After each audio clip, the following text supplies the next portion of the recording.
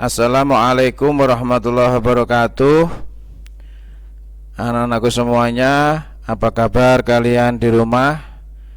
Hari ini kita ketemu lagi untuk pembelajaran berikutnya, yaitu sistem peredaran darah pada manusia bagian yang pertama.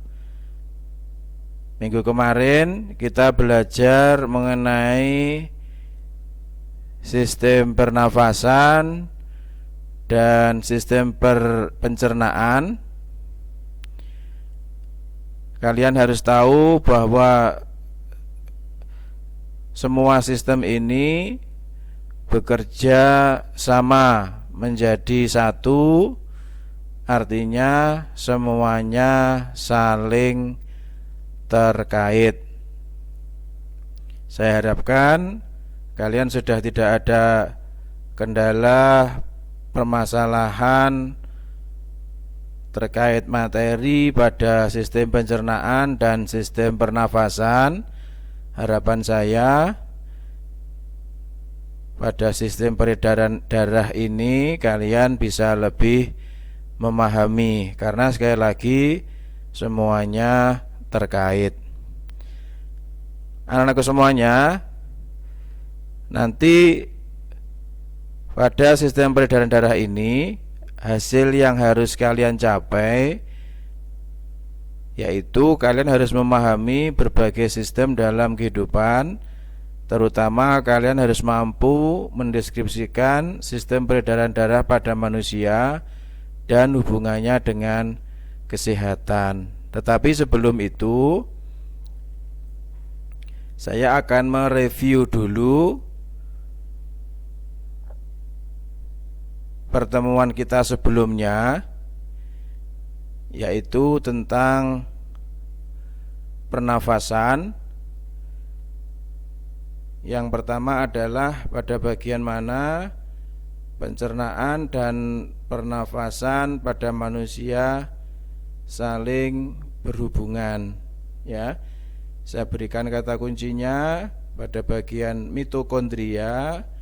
Nanti bagaimana hubungannya, saya harapkan kalian juga ikut aktif mencari bagaimana hubungannya. Kemudian pada bagian mana peredaran darah dan pernafasan pada manusia saling berhubungan, saya berikan bocorannya, yaitu pada bagian apa anak-anak?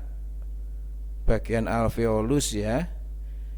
Saya harapkan kalian bisa tahu juga bagaimana penjelasannya. Tolong dicari. Kemudian untuk yang ketiga, apa yang terjadi kemudian pada gas CO2 dan O2 setelah mengalami pertukaran secara difusi. Ini kemarin sudah saya sampaikan panjang lebar, ya. Kurang lebih jawabannya atau intinya, karbon dioksida setelah berdifusi dari pembuluh kapiler ke alveolus, nanti akan dihembuskan keluar lewat pernafasan kalian. Kalau O2 atau oksigen setelah berdifusi dari alveolus ke dalam pembuluh kapiler, maka dia akan dibawa oleh aliran darah ke seluruh tubuh. Kurang lebih demikian. Untuk yang berikutnya atau yang terakhir, untuk reviewnya, gangguan berikut berkaitan dengan sistem pernafasan. Mana saja yang berkaitan dengan pernafasan, saya harapkan kalian tidak bingung. Apa jawabannya anak-anak? Pneumonia, ISPA, infeksi saluran pernapasan atas, faringitis jelas ya, laringitis juga. Jadi semuanya benar. Silakan artinya kalian cari sendiri-sendiri. Oke anak-anak. Nah ini biar kita lebih semangat, saya berikan kata-kata motivasi. Tarik sis, semongko. Ya. Oke, untuk sistem peredaran darah pada manusia secara garis besar saya bagi menjadi 3. Yang pertama adalah alatnya, yang kedua adalah yang diedarkan yaitu darahnya, yang ketiga adalah gangguan pada sistem tersebut. Nanti alatnya kurang lebih ada jantung dan pembuluh, yang diedarkan apa? Darah, gitu ya. Nanti akan saya mulai dari alat-alatnya terlebih dahulu. Bisa kalian cermati lebih lanjut. Oke, anak-anak, yang pertama sebelum kita masuk ke alat, saya sampaikan dulu apa sih sebenarnya fungsi darah. Nah, dari fungsinya yang nomor 1, kalian paham bahwa pasti ada hubungannya antara darah dengan atau sistem peredaran darah dengan sistem pencernaan. Yang nomor 2, mengangkut sisa oksidasi, mengedarkan hormon, mengangkut O2 dan CO2 baik ke seluruh tubuh ataupun ada yang keluar tubuh. Nah, berarti dari sini kalian paham bahwasanya ada hubungannya antara sistem peredaran darah dengan sistem pernafasan kalian, gitu ya. Kemudian membunuh kuman yang masuk ke dalam tubuh, menutup luka, dan yang paling penting adalah menjaga kestabilan suhu tubuh. Itu anak-anak beberapa fungsi darah yang intinya adalah sebagai sistem transportasi. Nah, masuk ke alat-alat. Apa toh sebenarnya alat-alat peredaran darah itu? Bisa kalian perhatikan, saya membuat analogi demikian. Coba kalian lihat gambar sebelah kanan. Di situ ada pompa air, ada paralon air, dan ada air. Nah, itu adalah analogi untuk jantung kalian. Ya.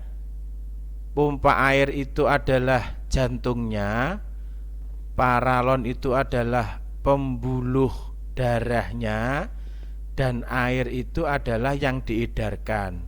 Dalam hal ini adalah darah. Itu ya. Jadi makanya sistem peredaran darah itu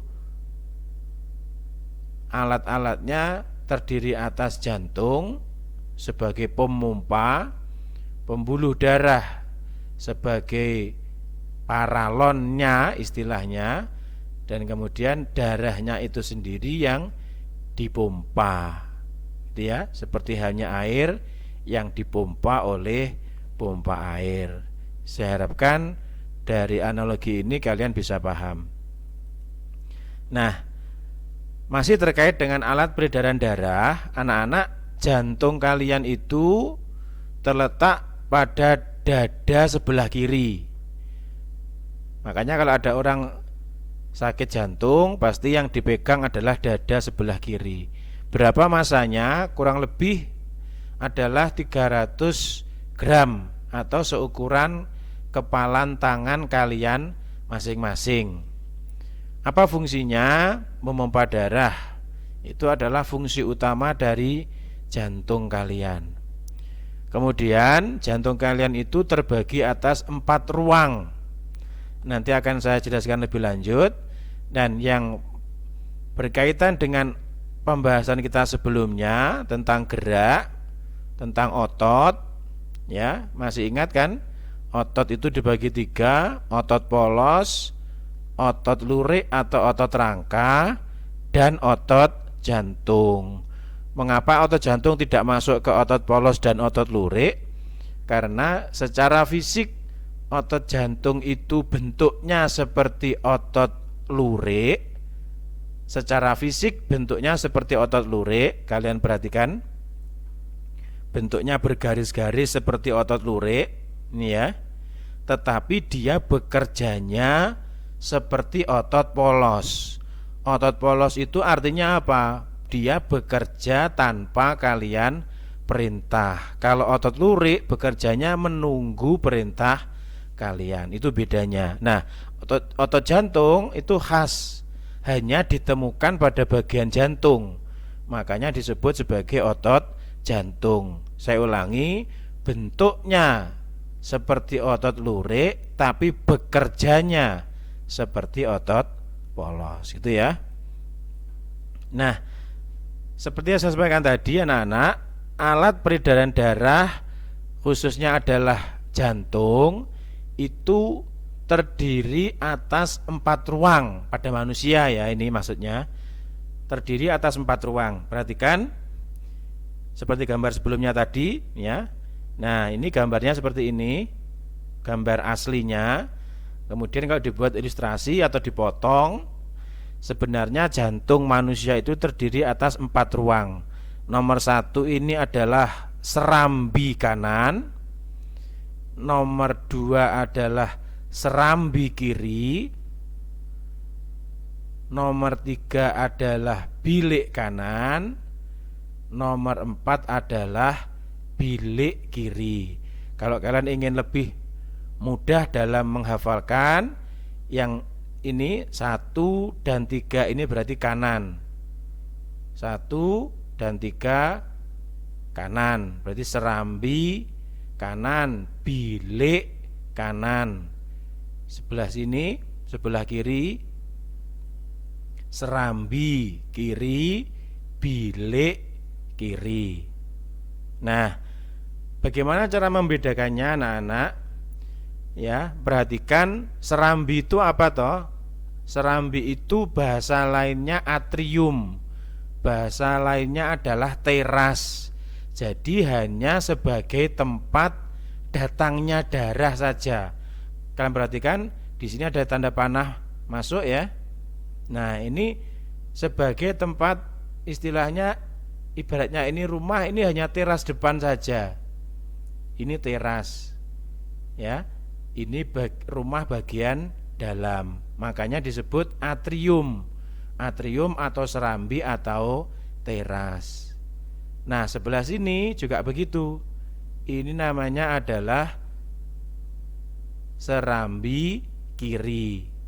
Ini bilik kiri ya. Bilik itu kamar, serambi itu teras. Saya harapkan tidak bingung.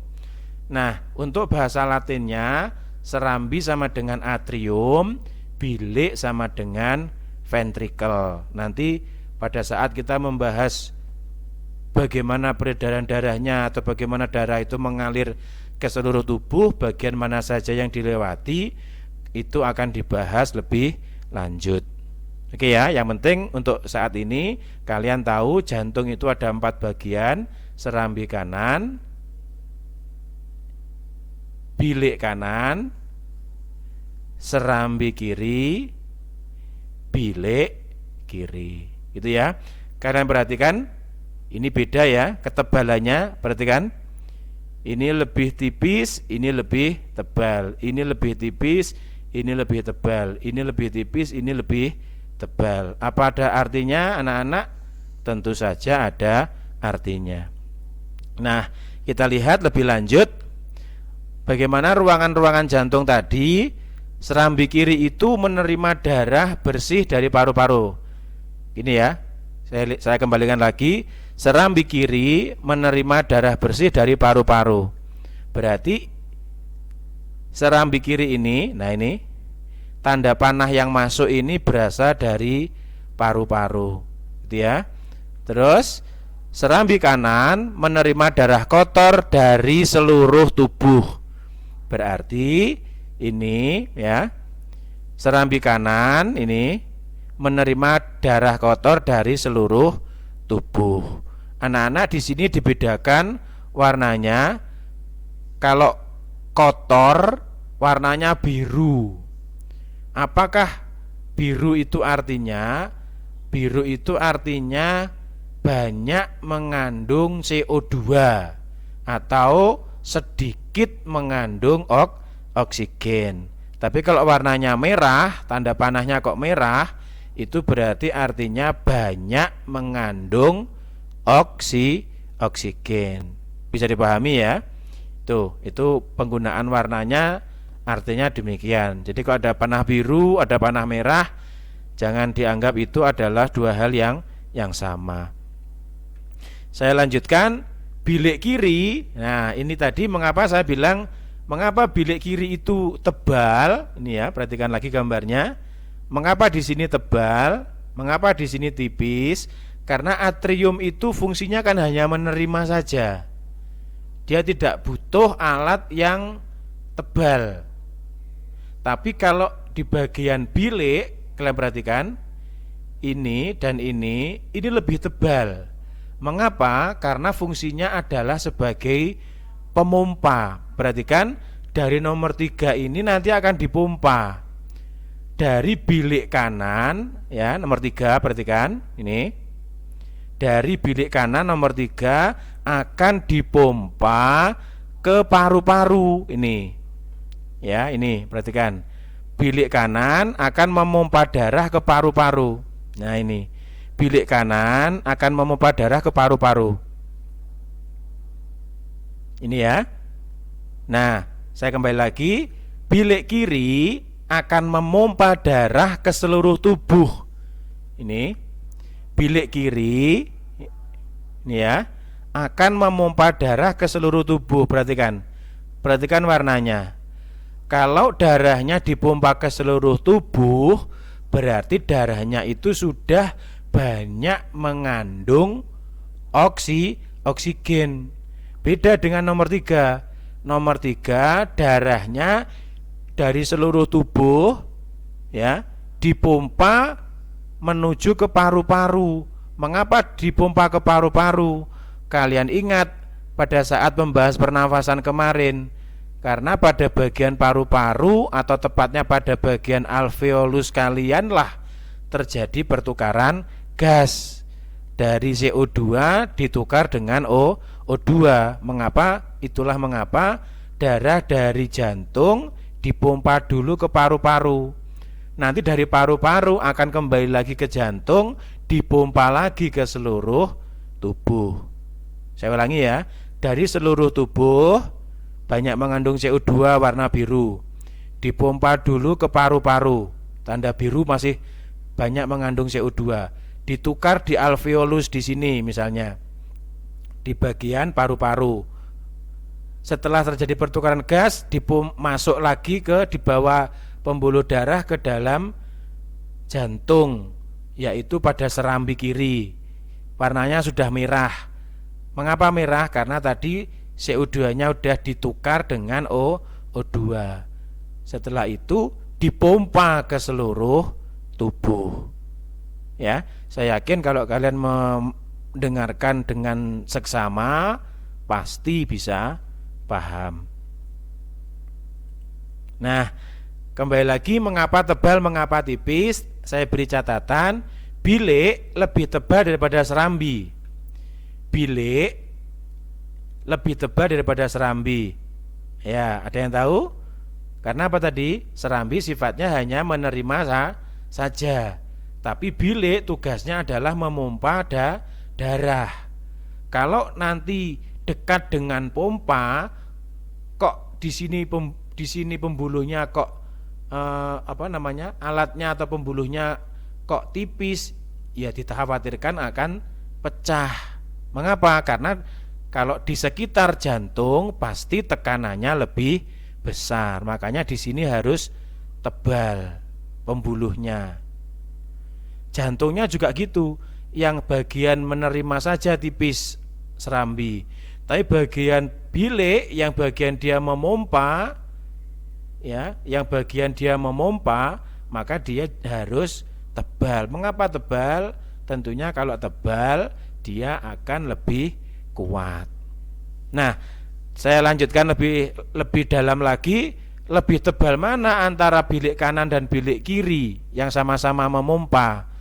Tentunya kalian paham, kalau yang memompa ke seluruh tubuh itu lebih berat daripada yang memompa hanya ke paru-paru. Mana yang memompa ke seluruh tubuh?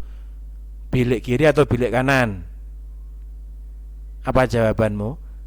Nomor 4. Bilik kiri lebih tebal daripada bilik kanan karena tugasnya memompa darah ke seluruh tubuh. Tapi bilik lebih tebal dibandingkan serambi, gitu ya.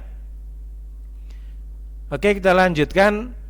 Nah, sekarang ke paralonnya, sekarang ke salurannya. Anak-anak semuanya,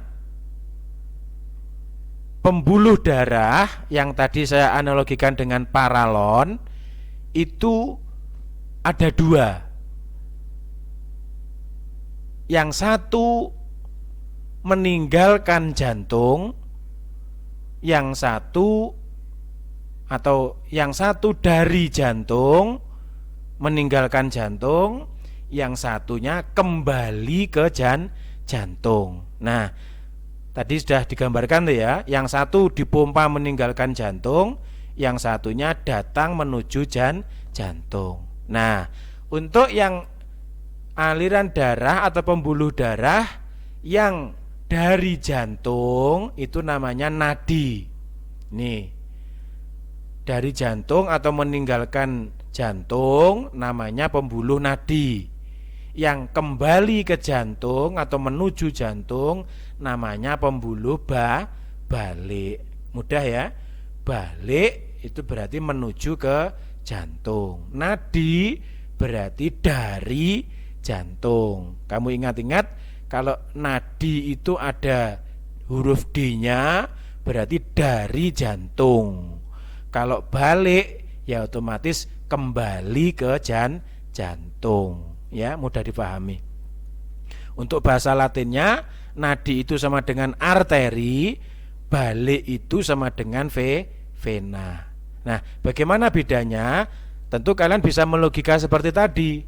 Kalau dia dari arah jantung, tentunya harus lebih tebal. Mengapa lebih tebal? Karena dia tugasnya memompa. Gitu. Memompa berarti butuh saluran atau butuh pembuluh yang kuat, yang tebal. Kalau balik tidak masalah, kan hanya lewat saja. Mengapa harus tebal? Karena kalau dekat dengan jantung otomatis tekanannya lebih besar, ya. Kalau kalian bayangkan dengan pompa air, maka paralon yang dekat dengan pompa itu pasti bergetar lebih keras dibandingkan paralon yang mungkin jaraknya 50 meter atau selang yang jaraknya 50 meter dari mesin. Itu pasti getarannya kecil. Mengapa? Karena jauh dari jantung, jauh dari pompa air. Gitu ya anak-anak.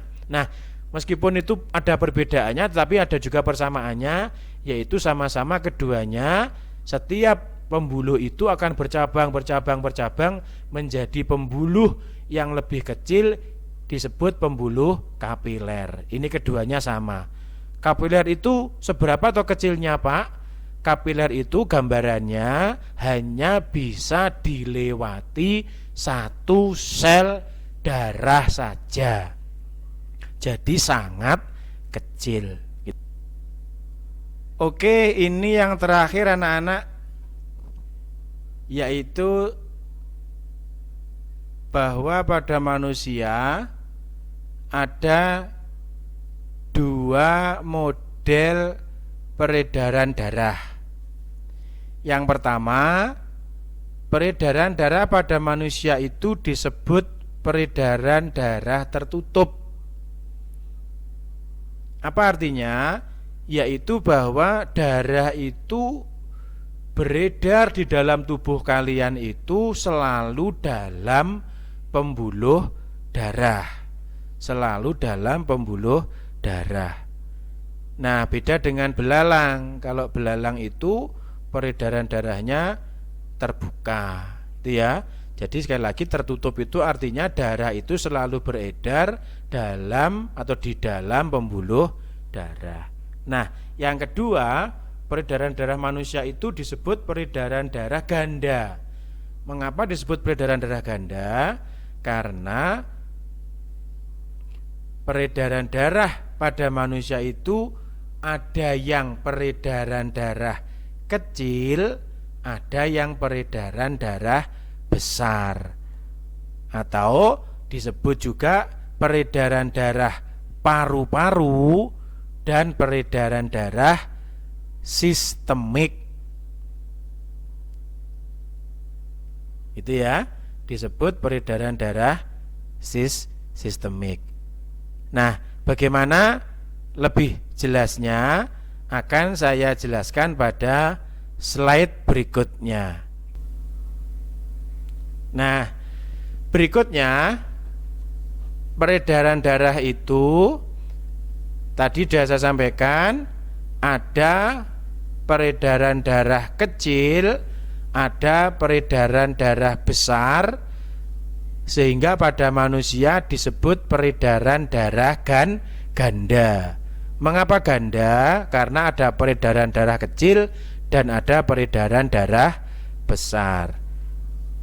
Mana saja yang dilewati, ini nanti anak-anak saya akan jelaskan lebih lanjut pada pertemuan kedua, biar pertemuan pertama tidak terlalu panjang, tetapi saya berikan gambaran awal. Kalau peredaran darah kecil itu jantung, paru-paru, kembali ke jantung. Paham ya? Darah dipompa dari jantung lewat paru-paru kembali ke jantung. Ini tentunya untuk apa? Mengisi oksigen. Kalau sudah banyak mengandung oksigen, akan dilanjutkan dipompa dari jantung, tepatnya pada bilik kiri, ke seluruh tubuh kembali ke jantung. Mana lewatnya? Serambi kanan. Ini ya, saya ulangi, dipompa dari jantung, tepatnya di bilik kiri, dipompa ke seluruh tubuh karena banyak mengandung oksigen untuk proses metabolisme, untuk aktivitas kalian sehari-hari. Kalau oksigennya sudah habis, berganti dengan CO2, maka harus dikembalikan ke jantung untuk nanti dipompa lagi kemana? Dalam paru-paru. Oksigennya dipompa ke CO2-nya dipompa ke paru-paru. Setelah nanti difusi akan dihembuskan atau dibuang melalui hidung kalian, salah satunya. Itu ya. Untuk ini peredaran darah kecil dan besar ini akan saya bahas lebih lanjut pada pertemuan yang kedua. Jadi itu saja untuk pertemuan hari ini. Saya harapkan kalian tidak bingung. Kalau masih bingung, mohon videonya diulang-ulang. Insya Allah dengan diulang-ulang saja sudah cukup untuk memahami bab ini. Itu ya anak-anak. Gimana dengan evaluasinya? Saya sampaikan, alhamdulillah tidak ada evaluasi. Nanti evaluasinya akan saya gabung pada pertemuan terakhir dari bab peredaran darah pada manusia. Begitu, kurang lebihnya mohon maaf. Kita akhiri dengan membaca alhamdulillah bersama-sama. Alhamdulillahirabbil alamin, ihdinas shiratal mustaqim, wal afu minkum. Wassalamualaikum warahmatullahi wabarakatuh.